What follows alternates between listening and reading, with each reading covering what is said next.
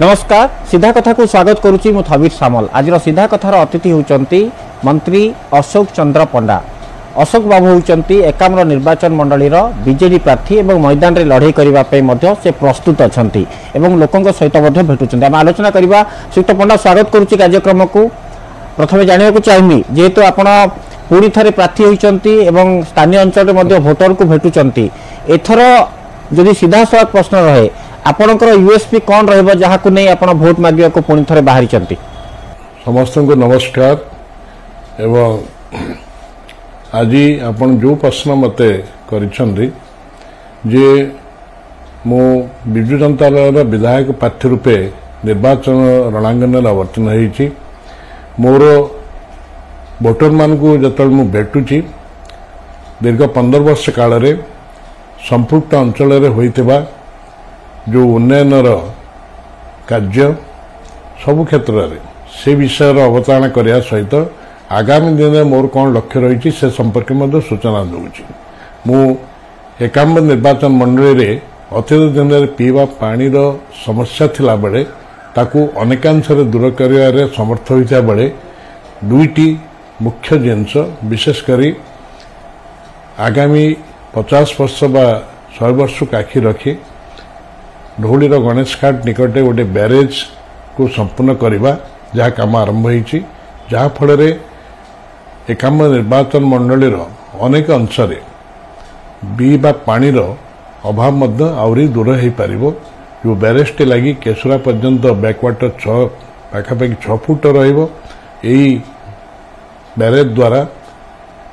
आमर भार्गवी नदी एवं दया नदी रे पानी रहा सहित इको टूरिज्म एवं ग्राउंड वाटर रिचार्जिंग एवं कृषि क्षेत्र पर चाषी की पानी मिल पार। ये गोटे लक्ष्य रही एवं नदीबंधर जो सुदृढ़ीकरण जेहेतु मोर 6टी पंचायत अच्छी दया नदीर डाण पार्श बंध सुदृढ़ीकरण चली किंतु मु एक कथा ये स्पष्ट भाव रखा चाहे जे दया वेस्ट केनाल एवं गंगुआ जो नाल कहते जहाँ गंधवती नदी नाम पूर्व परिचित थिला से दुईटर पुनरुद्धार मोर प्राथमिक लक्ष्य रहिबो। श्रीयुक्त पंडा जदि आप देखिए एकाम्र निर्वाचन मंडली रे जेहेतु आपण भी बिजु जनता दल प्रार्थी होइचंती, आपण कहा सहित फाइट करूचंती कांग्रेस ना भारतीय जनता पार्टी? देखंतु मु निर्वाचन रणांगन तो अवर्तन होइची, जे निर्वाचन मो सहित सामिल होइचंती बा लड़ुचंती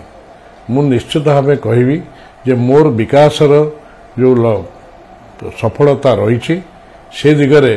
प्रतिद्वंदी माने से सफलता आगे निश्चित भाव अनेक पक्षर अच्छा एवं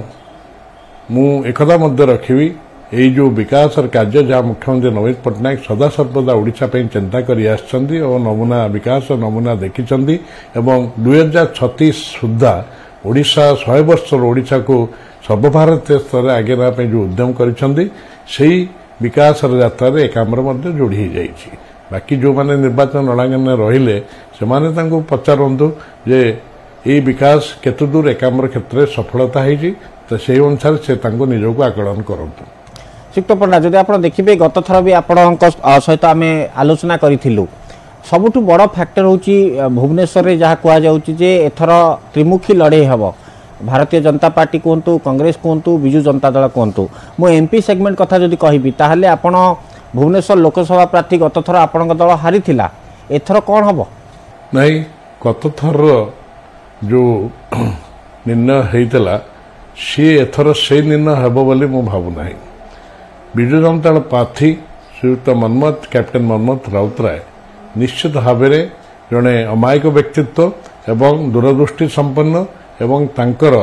लक्ष्य रही भुवनेश्वर संसदीय क्षेत्र को समग्र देश में उपयुक्त प्राधान्य जब मिले से दिगरे से उद्यम करी वक्तव्य रखिंट सी जटे निर्वाचन मंडली रे मध्य किछि कार्य करिसेंती एवं तांकर स्वप्न सी लोकों को कौन रही बताउछंती विशेषकर युवशक्तिर विनियोग दक्षता विकास एवं एक नूतन ओडिशा गठन क्षेत्र में जो सब कार्यक्रम मुख्यमंत्री नवीन पट्टनायक नहीं तार सफल रूपायन से संकल्पबद्ध। तेणु मु एक रखा चाहे कहू चाहे जे गत थर जो होता निर्णय भोटर मैंने करते एथर से निर्णय निश्चित भाव आम सपक्ष जनसाधारण मतामत दियो बोली मु आशा रखी। आपण भावुंट कि जे सुरेश कुमार राउतराय जी की पूर्वर कांग्रेस रे थिले जदियो दल तांको ऊपर एक्शन नहीं वर्तमान तांको पुओ मनमत तेणु सुरेश राउतराय को पॉकेट भोट बा निजर संगठन जहाँ कहती सेटा हेल्पफुल हम एथर आपण दल को एवं विशेषकर मनमत राउतराय क्षेत्र में मुझे कहीदेवा चाहे जे जड़े राजनैतिक व्यक्ति विभिन्न क्षेत्र में विभिन्न क्षेत्र थी व्यक्तिशेष मान सहित संपर्क थाए कारण से जनसंपर्क को ही प्राधान्य दे था एवं जो व्यक्ति नाम कहते जटणी मान्यवर विधायक श्री सुरेश कुमार राउतराय कथा क्षेत्र में मुझे एकता रखी दीर्घ वर्ष धरी से राजनीति क्षेत्र रही अनेक अनुष्ठान अनेक व्यक्तिशेष सहित से जोड़ी होती तेणु दीर्घ वर्ष राजनैतिक अभिज्ञता भितर निश्चित भाव सी अनेक लोक सहित संपर्क आसी प्रति अनेक लोक सदिच्छा रही से सदिच्छा निश्चित भाव आम दलर प्रार्थी कैप्टेन मनमत राउतराय निश्चित भाव आशीर्वाद स्वरूप निश्चित भाव सफलता दब। सुक्त पंडा जदि आप देखिए लोकसभा क्षेत्र में मैडम अपराजिता षडंगी जो भाव में बुलूचंती एवं राज्य सरकार को विफलता कहते टैग लाइन रही जे आउ थे अपराजिता तेणु यह आप केमती विश्लेषण करेंगे और काउंटर करने विजु जनता दल पूरा सक्षम कि निश्चित भाव आपको एक कहि केवल बुलिले बा वोटर को भेटिले ता यथेष्ट नुहे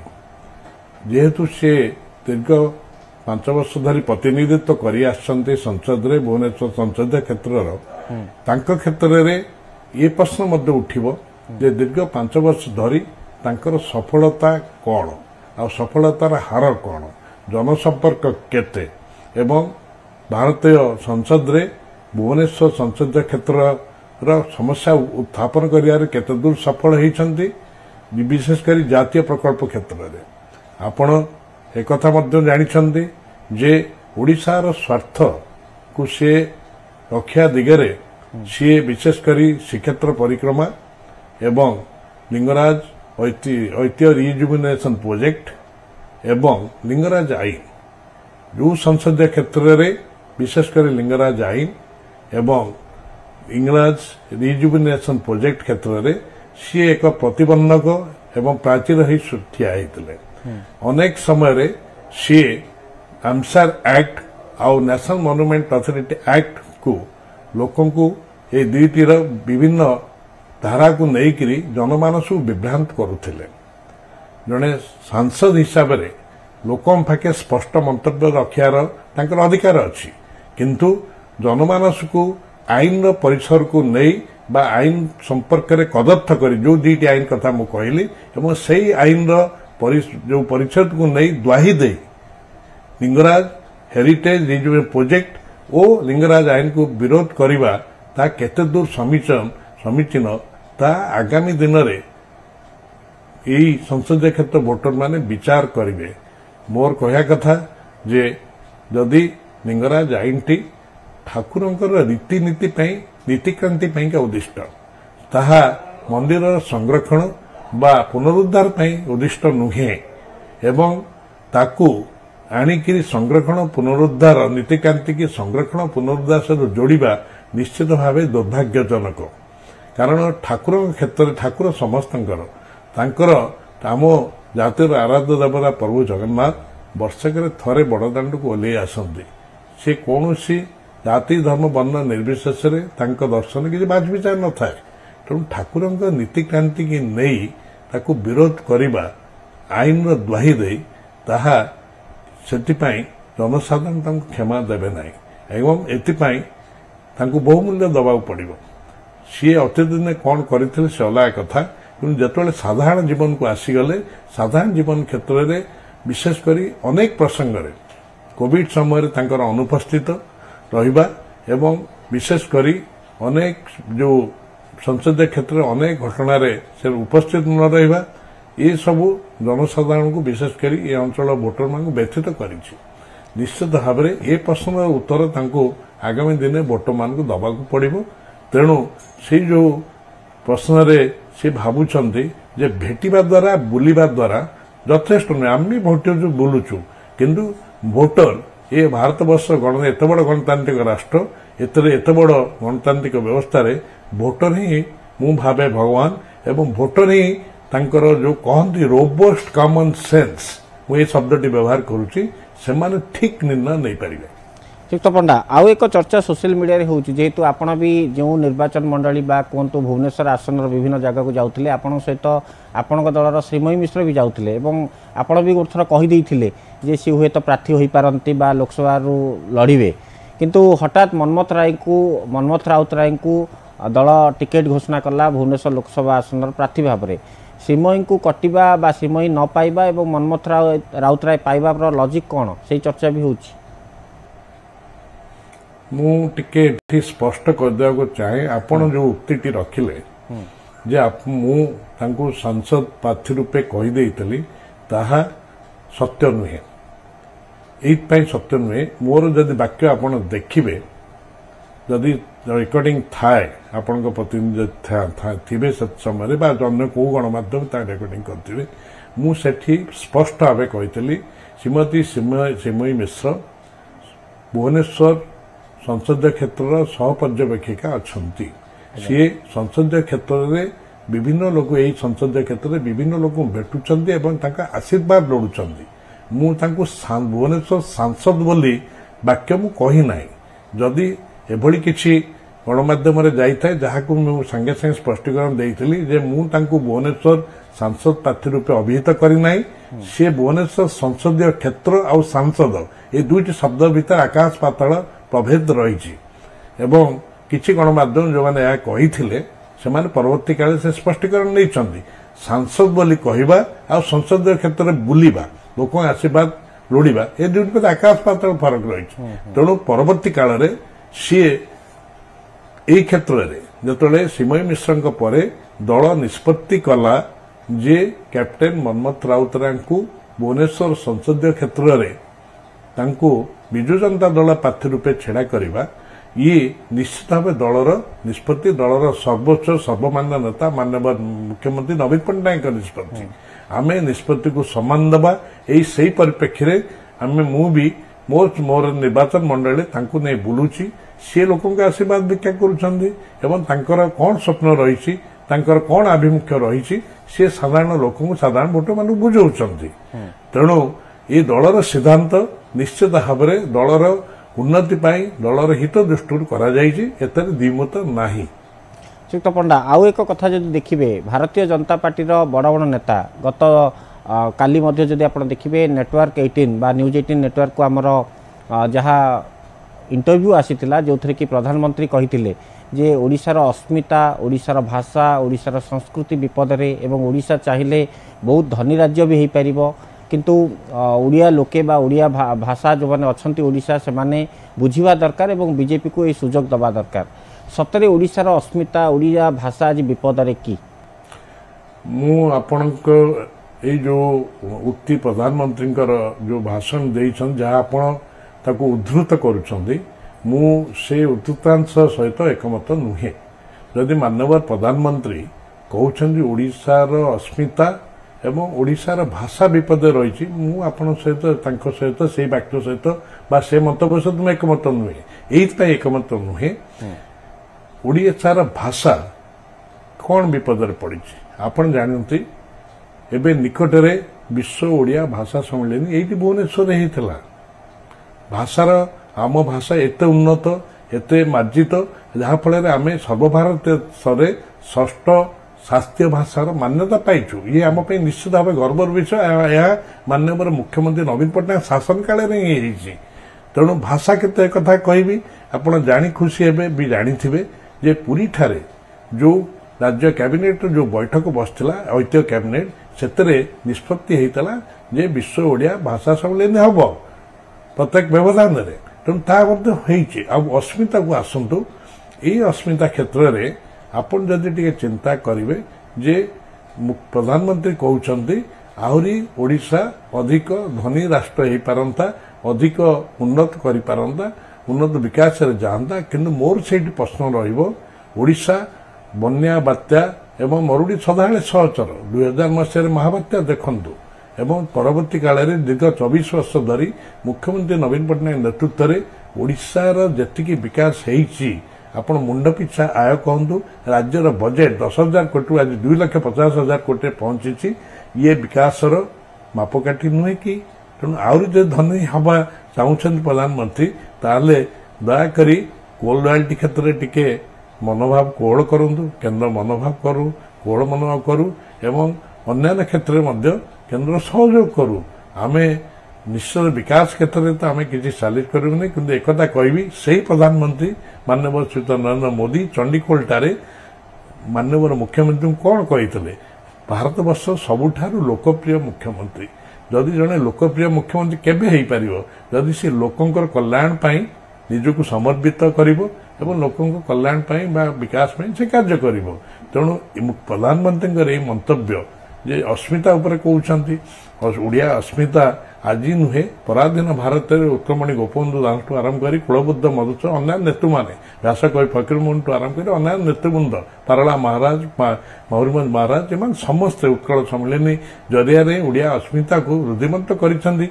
ପ୍ରଭାତ ପୁରୁଷ ବିଜୁ ବାବୁ ବି କରିଛନ୍ତି, ଭୂମିପୂତ ପୁରସ୍କାର ପାଇଛନ୍ତି, ସମ୍ମାନିତ ହେଇଛନ୍ତି ଏବଂ ମହିଳା କଲ୍ୟାଣ କରିଛନ୍ତି ମୁଖ୍ୟମନ୍ତ୍ରୀ ନବୀନ ପଟ୍ଟନାୟକ। ଆହୁରି ଅନେକଟି ସୋପାନ ସେ ଦିଗରେ ଯାଇଛନ୍ତି ଓଡ଼ିଆ ଅସ୍ମିତା କ୍ଷେତ୍ରରେ, ସେ ବିଶ୍ୱ ଓଡ଼ିଆ ଭାଷା ସମ୍ମିଳନୀ ହେଉ ବା ଆପଣ ଯଦି କହିବେ ଆମର ଶାରଳା ଦାସଙ୍କର ମହାଭାରତ ଐତିହ୍ୟ ସଂସ୍କୃତି ବିଭାଗ ତାକୁ ହିନ୍ଦୀ ଭାଷାରେ ପ୍ରକାଶିତ କରିଛି। ଅସ୍ମିତା କେବଳ ଯେଉଁ ବକ୍ତବ୍ୟରେ ନୁହେଁ, ତା କାମରେ ମୁଖ୍ୟମନ୍ତ୍ରୀ କରିକି ଦେଖେଇଛନ୍ତି ଏବଂ ଏକଥା ମଧ୍ୟ କରିଛନ୍ତି ଯେ ଅନେକ କ୍ଷେତ୍ରରେ ଅତି ବଡ଼ି ଜଗନ୍ନାଥ ଦାସଙ୍କ କ୍ଷେତ୍ରରେ ଯେଉଁ ପୁରସ୍କାରର ମାତ୍ରା ବୃଦ୍ଧି କରିଛନ୍ତି, ବ୍ୟାସକବି ଫକୀରମୋହନ ନାଁରେ ଉଚ୍ଚଶିକ୍ଷା କ୍ଷେତ୍ରରେ ବୃତ୍ତି ଦେଇଛନ୍ତି, ଏସବୁ କରିଛନ୍ତି। ତେଣୁ ଅସ୍ମିତାର ଓଡ଼ିଆ ଅସ୍ମିତାକୁ ଆମେ ଯଦି ଏକ ପୁସ୍ତକ ଭାବେ ନେବା, ତାହେଲେ ଏହି ଅସ୍ମିତାର ପୁସ୍ତକରେ ଉତ୍କଳମଣି ଗୋପବନ୍ଧୁ ଦାସଙ୍କ ସମେତ ମୁଖ୍ୟମନ୍ତ୍ରୀ ନବୀନ ପଟ୍ଟନାୟକ ପର୍ଯ୍ୟନ୍ତ ସମସ୍ତେ ସେ ଅସ୍ମିତା ପୁସ୍ତକରେ ଗୋଟିଏ ଗୋଟିଏ ପୃଷ୍ଠା ଯୋଡ଼ିଛନ୍ତି। ତେଣୁ ପ୍ରଧାନମନ୍ତ୍ରୀଙ୍କ ମନ୍ତବ୍ୟ ନିଶ୍ଚିତ ଭାବେ ଇଏ କେବଳ ନିର୍ବାଚନ ପରିପ୍ରେକ୍ଷୀରେ ରହିଛି, କାରଣ ତାଙ୍କର କଥା ଦୁଇଟି ବାକ୍ୟ ତାକୁ ମଧ୍ୟରେ ଆକାଶ ପାତାଳ ଫରକ ଅଛି। ସେ ତ ପରସ୍ପର ବିରୁଦ୍ଧାଚରଣ କରୁଛନ୍ତି। ଜଣେ ଏକ ପକ୍ଷରେ ସେ ତାଙ୍କୁ ଲୋକପ୍ରିୟ ମୁଖ୍ୟମନ୍ତ୍ରୀ କହୁଛନ୍ତି, ଅନ୍ୟ ପକ୍ଷରେ ସେ କହୁଛନ୍ତି ଅସ୍ମିତା ବିପଦଜନକ ହେଇଛି ବୋଲି। ମୁଁ ଏହାକୁ ଗ୍ରହଣ କରିପାରୁନାହିଁ। ଶ୍ରୀଯୁକ୍ତ ପଣ୍ଡା, ଏହାକୁ ଭାରତୀୟ ଜନତା ପାର୍ଟି ବର୍ତ୍ତମାନ ପ୍ରସଙ୍ଗ କରିଛି। ଆପଣ ଦେଖିବେ ଅମିତ ଶାହାଙ୍କ କଥା କୁହନ୍ତୁ, ଜେପି ନଡ୍ଡାଙ୍କ କଥା କୁହନ୍ତୁ, କେନ୍ଦ୍ରମନ୍ତ୍ରୀ ଧର୍ମେନ୍ଦ୍ର ପ୍ରଧାନଙ୍କ କଥା କୁହନ୍ତୁ, ସବୁ ନେତା ସେହି ପ୍ରସଙ୍ଗ ଉଠାଉଛନ୍ତି ବର୍ତ୍ତମାନ କ୍ୟାମ୍ପେନିଂରେ। ଏହାକୁ କେମିତି ବିଜେଡି କାଉଣ୍ଟର କରିବ, କେମିତି ବୁଝେଇବେ ଆପଣ ଲୋକଙ୍କୁ, ଭୋଟରଙ୍କୁ? ମୁଁ ଯଦି ଏଇ ସର୍ବଭାରତୀୟ ନେତାମାନଙ୍କର ଉକ୍ତିକି ଦୃଷ୍ଟିରେ ରଖିବି, ମୁଁ ପ୍ରଥମେ ପ୍ରଶ୍ନ କରିବି ଯେ ଏଇ ଯେଉଁ ନେତୃବୃନ୍ଦ ଭାରତୀୟ ଜନତା ପାର୍ଟିର ଓଡ଼ିଆ ଭାଷା ଆଉ ଅସ୍ମିତା ବିପଦରେ ବୋଲି ପଡ଼ିଛି ବୋଲି କହୁଛନ୍ତି, ମୁଁ ସେମାନଙ୍କୁ ପ୍ରଶ୍ନ କରିବି, ମାନ୍ୟବର ମୁଖ୍ୟମନ୍ତ୍ରୀ ଯେତେ ଗୁଡ଼ିଏ ଆଦିବାସୀ ଭାଷାକୁ ଅଷ୍ଟମ ପରିଚ୍ଛଦରେ ସ୍ଥାନ ରଖିବା ପାଇଁ ସୁପାରିଶ କରିଛନ୍ତି, ଏହି ନେତୃବୃନ୍ଦ କେନ୍ଦ୍ରରେ ଶାସନ କ୍ଷମତାରେ ରହି ତାକୁ କେତେ ଦୂର ନିଷ୍ପତ୍ତି ବା କାମରେ ଲଗାଇଛନ୍ତି ବା ସେ ସମ୍ପର୍କରେ ନିଷ୍ପତ୍ତି ନେଇଛନ୍ତି, ଏ ପ୍ରଶ୍ନଟି ଉଠିବ। ଆଦିବାସୀମାନଙ୍କର ଯେଉଁ ଟ୍ରାଇବାଲ ଡାଇଲେକ୍ଟ ଅଛି ତାକୁ ମାନ୍ୟତା ଦେଲେଣି କି? ଯିଏ ଓଡ଼ିଆର ଭାଷା ଓଡ଼ିଆ ଭାଷା କଥା କହୁଛନ୍ତି ବା ବିପଦରେ ପଡ଼ିଛି ବୋଲି କହୁଛନ୍ତି, ଆଗ ନିଜର ଆତ୍ମପରୀକ୍ଷା କରନ୍ତୁ। ମୁଖ୍ୟମନ୍ତ୍ରୀ ଯେଉଁ ସୁପାରିଶ କରିଛନ୍ତି ତାକୁ ବିଚାର କରନ୍ତୁ, ସେ ଯେ ନିଷ୍ପତ୍ତି ଦିଅନ୍ତୁ। ଖାଲି ନିର୍ବାଚନ ଦୃଷ୍ଟିରୁ ଭାଷଣ ପ୍ରସଙ୍ଗରେ କହିଲେ ହେବ ନାହିଁ, କାମରେ କରି ଦେଖିବାକୁ ପଡ଼ିବ। ଆଜ୍ଞା ଶ୍ରୀଯୁକ୍ତ ପଣ୍ଡା, ଶେଷ ପ୍ରସଙ୍ଗରେ ଜାଣିବାକୁ ଚାହିଁବୁ, ଯେହେତୁ ଏଥର ଯାହା ଭାରତୀୟ ଜନତା ପାର୍ଟିର ସ୍ଲୋଗାନ ରହିଛି ଯେ ଓଡ଼ିଶାରେ ଡବଲ ଇଞ୍ଜିନ୍ ସରକାର, ଆପଣଙ୍କ ଦଳ ବିଜୁ ଜନତା ଦଳ ନେତା କହୁଛନ୍ତି ଯେ ପୁଣି ଥରେ ନବୀନ ଇଞ୍ଜିନ୍, ଆପଣଙ୍କୁ କ'ଣ ଲାଗୁଛି ଆପଣମାନେ କେତେ ଲୋକସଭା ଜିତିବେ ଏଥର ଏବଂ କେତେ ବିଧାନସଭା ଜିତିବେ, ଯେହେତୁ ଆପଣ ଅଭିଜ୍ଞ ଏବଂ ଅନୁଭବୀ ନେତା? ନାଇଁ ଦେଖନ୍ତୁ, ମୁଁ ତ ଜ୍ୟୋତିର୍ବିଦ ନୁହେଁ, ମୁଁ ସେ ସଂଖ୍ୟାର ଆକଳନ କରିବି। କାରଣ ଗଣତାନ୍ତ୍ରିକ ବ୍ୟବସ୍ଥାରେ ଭୋଟ ରାଜନୀତିରେ ଭୋଟର ହିଁ ଭଗବାନ। କିନ୍ତୁ ଏକଥା ମଧ୍ୟ ସ୍ପଷ୍ଟ ଭାବେ କହିବି, କହୁଛନ୍ତି ତାଙ୍କର ଡବଲ ଇଞ୍ଜିନ୍ ସରକାର ଓଡ଼ିଶାରେ ଆବଶ୍ୟକ ରହିଛି। ଆଜି ଏଇ ବାକ୍ୟଟି ନୂଆ ନୁହେଁ। ଭାରତର ସ୍ୱରାଷ୍ଟ୍ର ମନ୍ତ୍ରୀ ଶ୍ରୀଯୁକ୍ତ ଅମିତ ଶାହା ଅତୀତରେ କହିଛନ୍ତି ଯେ ଏଇଠି ମାନ୍ୟବର ମୁଖ୍ୟମନ୍ତ୍ରୀଙ୍କ ପରୋକ୍ଷରେ ଇଏ ଏକ ପୋଡ଼ା ଟ୍ରାନ୍ସଫର୍ମର, ଆମର ଏଠି ଡବଲ ଇଞ୍ଜିନ୍ ଦରକାର। ଯେତେବେଳେ ସେ ପୋଡ଼ା ଟ୍ରାନ୍ସଫର୍ମର କହିଥିଲେ, ଡବଲ ଇଞ୍ଜିନ୍ କହିଥିଲେ, ଲୋକ ତ 2019ରେ ତାଙ୍କୁ ଏଡ଼େଇ ଦେଲେ, ତାଙ୍କୁ ପ୍ରତ୍ୟାଖ୍ୟାନ କରିଦେଲେ। ସେତେବେଳେ ସେ ଆହ୍ୱାନ ଦେଇଥିଲେ, ଆଜି ପୁଣି ସେଇ ତାର ପୁନରାବୃତ୍ତି କରୁଛନ୍ତି। କିନ୍ତୁ ଆମେ ନିଶ୍ଚିତ ଯେ ଏଥର ପୁଣି ନବୀନ ସରକାର, ଷଷ୍ଠ ଥର ପାଇଁ ମୁଖ୍ୟମନ୍ତ୍ରୀ ନବୀନ ପଟ୍ଟନାୟକ, ତାହା ଲୋକମାନେ ନିଶ୍ଚିତ କରିସାରିଛନ୍ତି ଏବଂ ଦେଖିବେ ଆଗାମୀ ଦିନରେ ତାହା ହିଁ ପ୍ରତିଫଳିତ ହେବ। बहुत बहुत धन्यवाद श्रीयुक्त पंडा। ये थिले श्रीयुक्त अशोक चंद्र पंडा जे कि एकाम्र बीजेडी प्रार्थी भाव में मैदान को ओह्लैचंती एवं आगामी दिन में इलेक्शन इंजीनियरिंग केमती रहिबो एवं बिजु जनता दल किभଳି भाव में सक्सेस पाइबो से संपर्क में विस्तृत भाव आलोचना करथिले। धन्यवाद, नमस्कार।